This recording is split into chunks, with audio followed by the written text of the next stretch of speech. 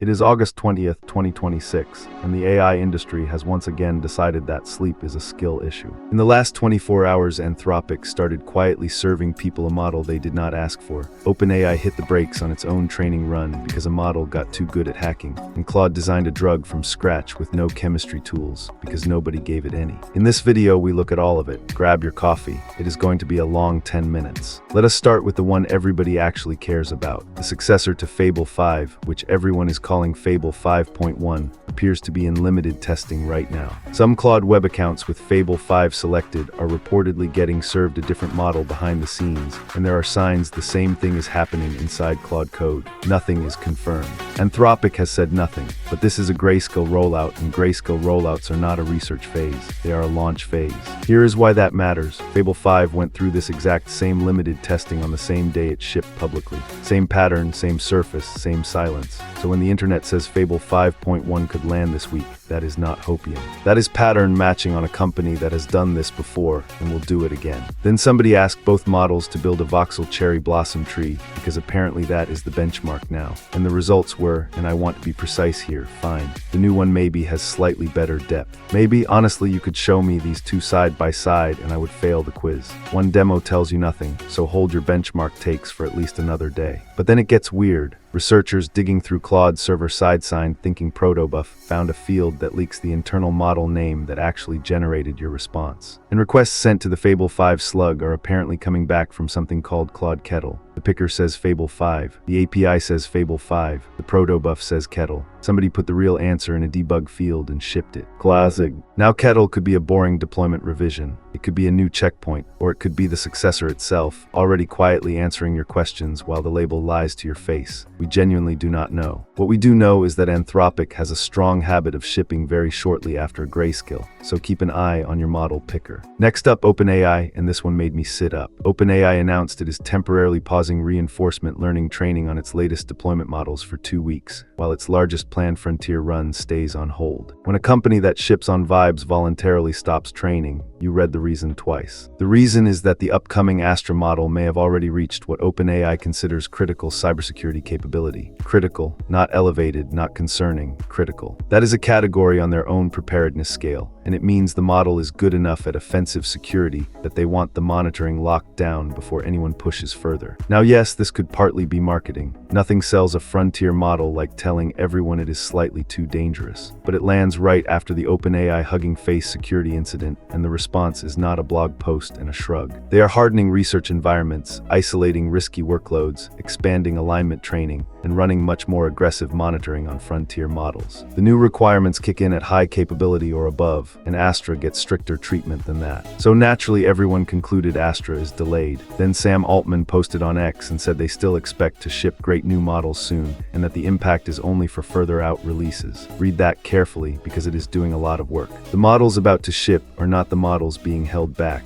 The pause is aimed at whatever comes after Astra. And here is the part that should actually get your attention. OpenAI says it determined on August 7th that Astra may have crossed that threshold, which means Astra is not a roadmap slide. It exists, it is being evaluated, and internally it is capable enough to trip a safety category. Sam tried to calm everyone down and accidentally raised the hype ceiling instead. Speaking of raising the ceiling, Anthropic dropped the most genuinely science fiction update of the day. Claude was told to design a novel protein binder from scratch. A binder is the molecule that latches onto a specific target in the body, and getting one right is the crucial first step in building an actual drug. Claude did this for 14 out of 15 biological targets. Now the detail that makes this insane. Claude was not handed a protein design model. It was not given a folding predictor. It had no specialized biology tooling at all. It built its own tooling from scratch out of whatever was already in its weights. The model behind it was reportedly a 10 trillion parameter system, and the designs it produced were physically synthesized and tested in a lab by Adaptive Bio and Twist Bioscience. Real molecules, real wet lab. And now the funniest part of modern AI research.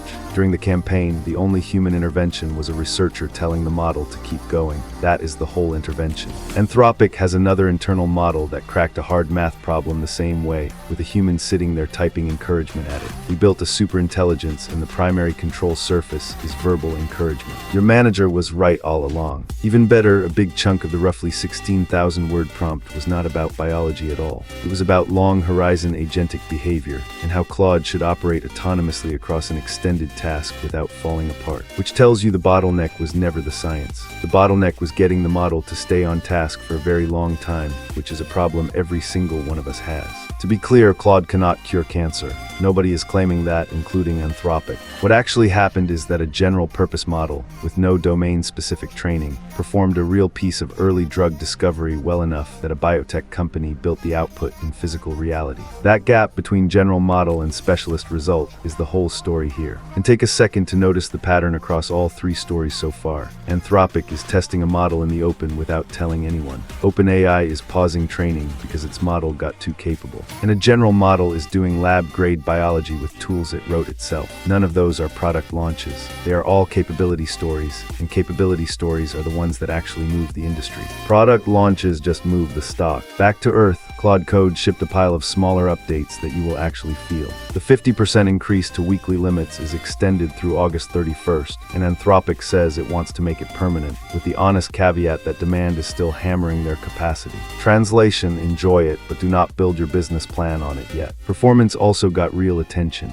Claude Code Desktop now launches roughly twice as fast as it did a month ago, after they fixed some background startup throttling. And the CLI now uses about half the GPU at the 99th percentile, because somebody stopped Bun's garbage collector from firing in the middle of an active run and made it wait until the process is idle. That is a beautiful fix. That is somebody actually profiling instead of guessing. The coolest one is the new design skill in Research Preview. You type /design inside Claude Code or the desktop app and you get editable UI artboards. You pick a design, tweak it visually, and then have Claude implement that exact design into your app. So the loop is now described, see it, drag it, ship it. Front-end developers, you are fine, probably, mostly. Also, Claude on the web just got much deeper Gmail and Google Drive access. Claude can now reply to Gmail threads directly inside the chat, draft and send email, and manage files in Drive through connectors. You still approve actions before they happen, so it is not blindly emailing your boss. This is rolling out to all paid plans, and it is another step in Claude quietly stopping being a chatbot and starting to be the thing that does your admin.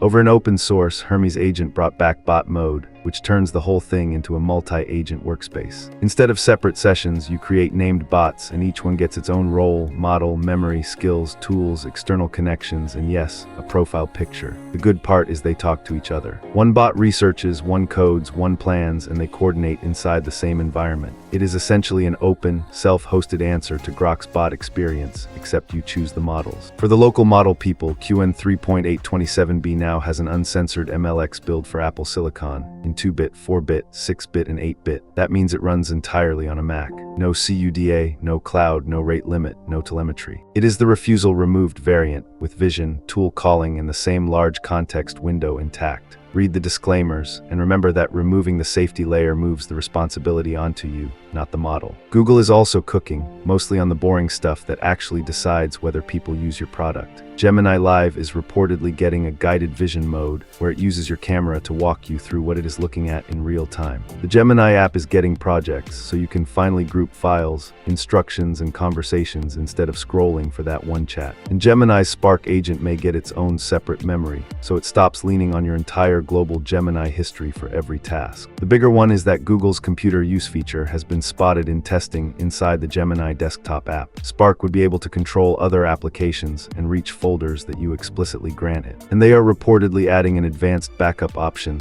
that copies your files to Google Drive before Gemini modifies them, which is exactly the safeguard you want before you hand an agent write access to your machine. Somebody at Google has clearly deleted the wrong folder before. Finally, Cerebra's announced CS4, and this thing is an absolute unit. They are talking about eventually running models as large as 10 trillion parameters at roughly 1,000 tokens per second. Read that again. Frontier-scale models generating faster than you can read, which would completely change what long-horizon agentic workflows feel like, because right now most of agentic coding is just you watching a spinner. Will you personally touch one of these? Almost certainly not. They cost a fortune. But the labs renting them are the reason your model feels fast next year. Put all of that together and the theme of the day is agents getting hands. Claude gets your inbox and your drive. Gemini gets your desktop and your folders. Hermes gets a whole team of bots that talk to each other. A year ago, the argument was whether these models could reason. Nobody is having that argument today. The argument now is how much access you are willing to hand them, and how fast you find out you handed over too much. And that is the day. A successor model hiding behind a debug field, a frontier lab pausing training because its own model got too good at hacking,